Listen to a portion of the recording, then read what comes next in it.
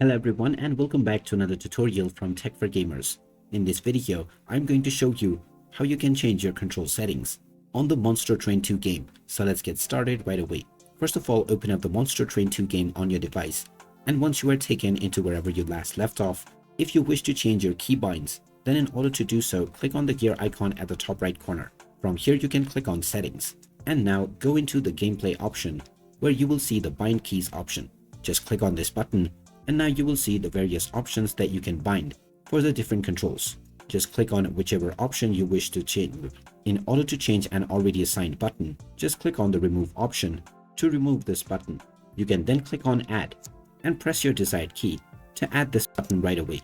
You can reassign all of your keys by following this step, and once you are done, just close this menu and your settings will be saved. You can then continue to play with your newly assigned buttons, and if you wish to change it at any point of time, you can come back into the gameplay settings, and from the bind key menus, you may reset to your default keys, or you can once again reassign based on your desire. So there you have it. That is how easy it is to customize your controls on the Monster Train 2 game.